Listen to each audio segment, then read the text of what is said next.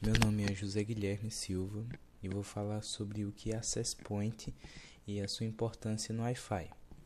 Bem, um Access Point, AP, em português ponto de acesso, é um dispositivo que conecta dispositivos sem fio, tipo celulares, notebooks e tablets, a uma rede cabeada. Ele funciona como se fosse uma ponte entre a rede física e a rede sem fio, o Wi-Fi. Como é que ele funciona? Bem, o AP, o Access Point, recebe o sinal da rede cabeada, geralmente do roteador ou switch, converte esse sinal em ondas de rádio e permite que os dispositivos sem fio se conectem à rede local e à internet. A importância dele no Wi-Fi, primeiro, ele expande, expansão de cobertura, aumentou o alcance do Wi-Fi em locais grandes.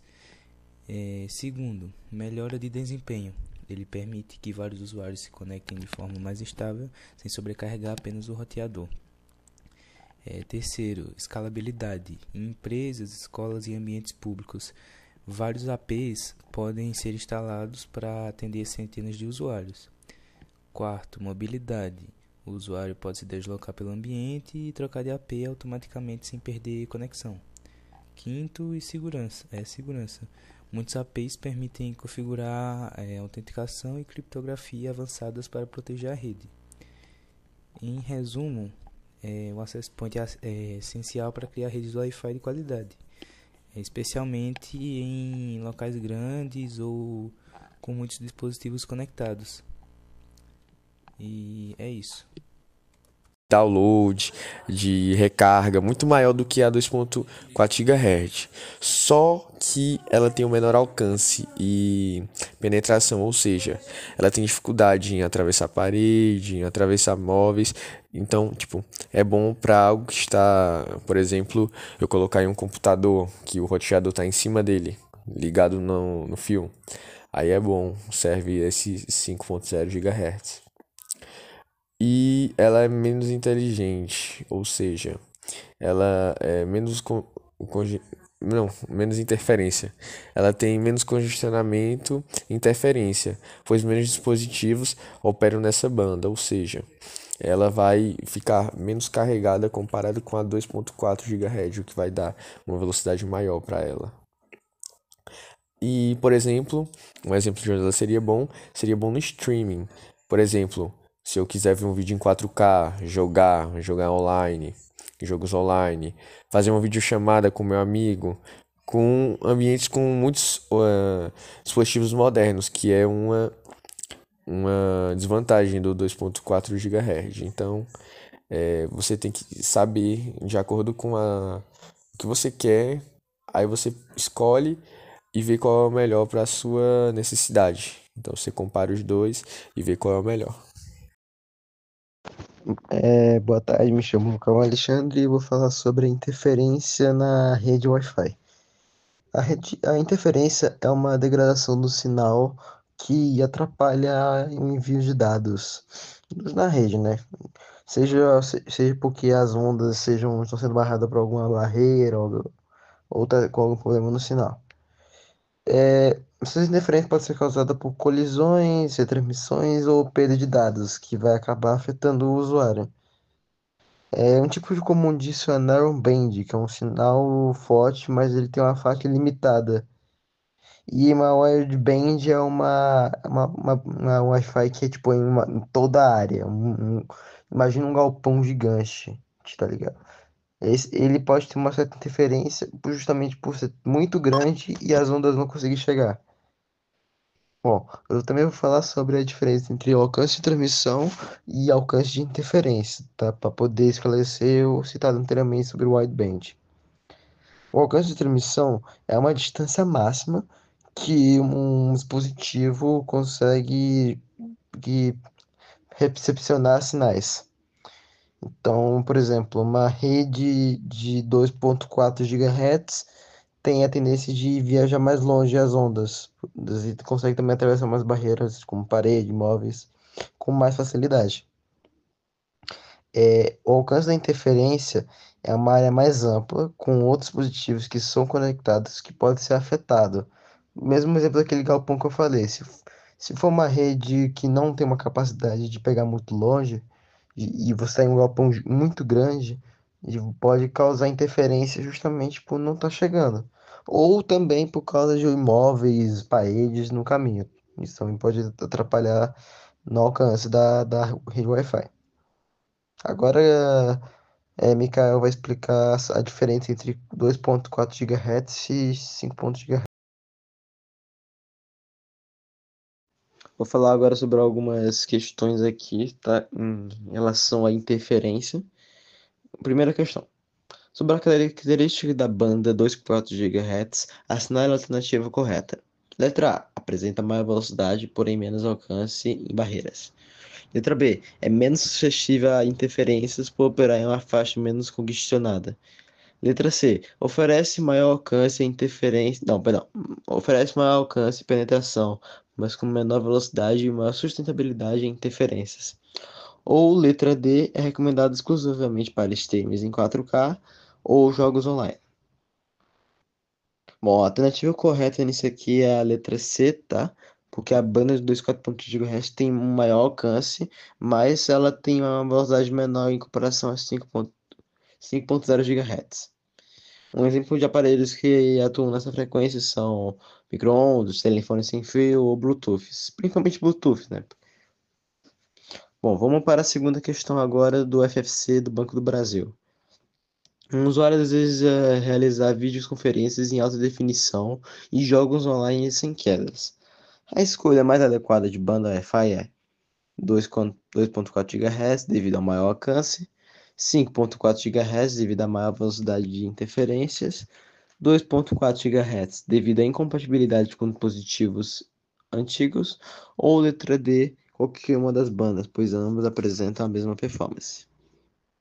Bom, aqui não tem nem o que falar, né? Gabarito letra B, porque a 5.0 GHz é ideal porque ela tem uma alta velocidade. Tudo bem que ela tem uma distância menor, mas nesse caso ela não afeta em nada, né? Ok? E é isso, vamos para a questão 3 do FSV, Receita Federal. Sobre a interferência em redes Wi-Fi, analise as afirmações a seguir. A interferência pode degradar o sinal, reduzindo cobertura, capacidade e qualidade de serviços.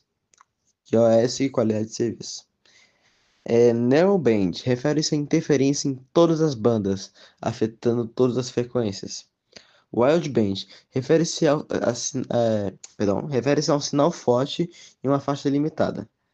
Está correto afirmar que apenas a... Bom, agora vamos analisar as alternativas aqui, né? A que mais a única correta no caso aqui seria a primeira, que no caso seria a letra A. Porque vou explicar por quê. A narrowband, ela tem uma interferência em faixa limitada, então não pode ser a 2. E a wideband, ela tem um jamming em toda a banda larga. Então a única alternativa que está correta aqui, verdadeira, é a letra A. Agora, a última questão aqui para finalizar. Um impacto da interferência em redes pode incluir o aumento de potência do sinal, mas com menor consumo de energia, redução do alcance, colisões, retransmissões e perda de pacotes. Letra C, melhorar a estabilidade de conexão, mesmo com ambientes dispositivos conectados. Ou letra D, diminuição da latência em maior velocidade de redes. Bom, nessa questão aqui, o gabarito é a letra B, tá? Porque é a redução de alcance, colisões, retransmissões e perda de dados. Por quê? A interferência ela é provocada por colisões de pacotes, e retransmissões podem fazer perda de dados. É como se eu estivesse jogando algum jogo e de repente caísse a energia. Então aquele jogo não estaria recebendo mais informações. E após voltar a energia, eu poderia perder algum processo nisso. E eu vou estar aqui fazendo Bom, a é isso agora. continuação do trabalho sobre planejamento de access point, interferência e análise de cobertura. A minha parte agora, que eu vou estar falando, é sobre a análise de cobertura de rede Wi-Fi. Que a gente vai falar sobre a importância dessa análise que nós fazemos manualmente para conseguirmos melhorar, aprimorar e detectar certos problemas que podem acabar acarretando em problemas, né, durante a conexão. Então, a análise da cobertura ela é crucial para que, como eu já disse, a gente possa continuar a ter um bom sinal, garantindo um potencial melhor de rede durante a nossa conexão com ele. Vamos lá. Mapeamento do sinal. Ela identifica a força, a qualidade do sinal em cada área, revelando zonas de sombra, sobreposição e gargalos de desempenho. O que seria isso? Para identificar a força e qualidade do sinal em cada área, a gente ia estar sempre fazendo uma regulamentação, olhando o desempenho, a estatística do nosso plano, como está a nossa rede. A gente pode conseguir contribuir com isso para ver gargalos de desempenhos, ou seja, se ia ter baixos, altos durante a nossa conexão, para não ficar oscilando demais e assim a gente perder muito desempenho dela, né? Otimização de posicionamento é o que ajuda a determinar o local ideal para cada access point, maximizando o alcance efetivo. O que seria isso? A gente, por exemplo, quando o técnico ele vem instalar o roteador na nossa casa, ele sempre posiciona o roteador no canto aberto, onde seja devidamente posicionado pelo menos entre o meio da casa, já para conseguir pegar uma amplitude da casa todinha, assim uma conexão estável e boa, e assim uma área aberta, onde a conexão vai conseguir se expandir durante esse território. Detecção de zonas mortas é o que localiza com pontos com ausência de cobertura ou sinal muito fraco, permitindo ajustes precisos e adição estratégica de access point. Pronto. Aqui, localiza pontos com ausência, a gente vai detectar locais no qual a gente instalando a nossa rede, o nosso roteador e tudo mais, ele não vai ter o seu acesso. Ele vai estar bloqueado devido ao seu sinal ser interrompido. Então a gente, detectando essas zonas mortas, a gente vai estabelecer a nossa rede num local onde seja acessível para todo o nosso ambiente que a gente quer captar.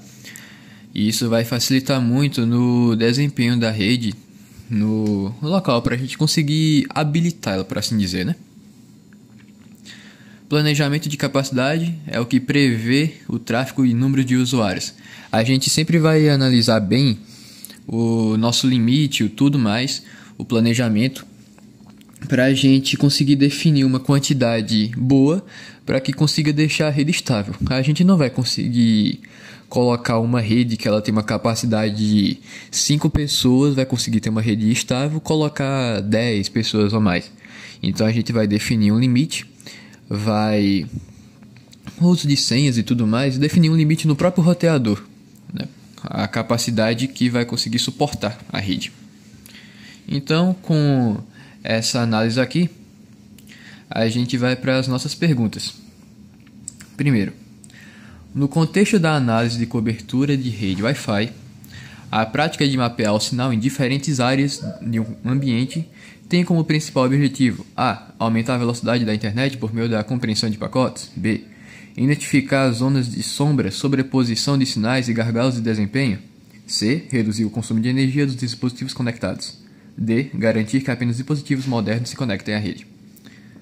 Como vimos aqui, no mapeamento de sinal, vemos que essa busca ela consiste em a gente identificar zonas de sobreposição, sombra e sinais de gargalo de desempenho. E isso vai conseguir mapear muito melhor essas áreas e otimizar o nosso uso, né? Letra B. Durante o planejamento e capacidade de uma rede Wi-Fi corporativa, o administrador deve prever o tráfego de usuários, garantindo que a infraestrutura suporte o uso atual e o crescimento futuro. A. B. Limitar a quantidade de access point para evitar interferência entre sinais. Priorizar dispositivos mais antigos em detrimento dos modernos.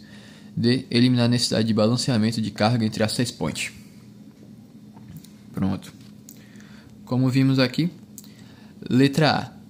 O planejamento de capacidade visa prever a demanda futura de tráfego e conexões, garantindo estabilidade para a rede. Então é isso.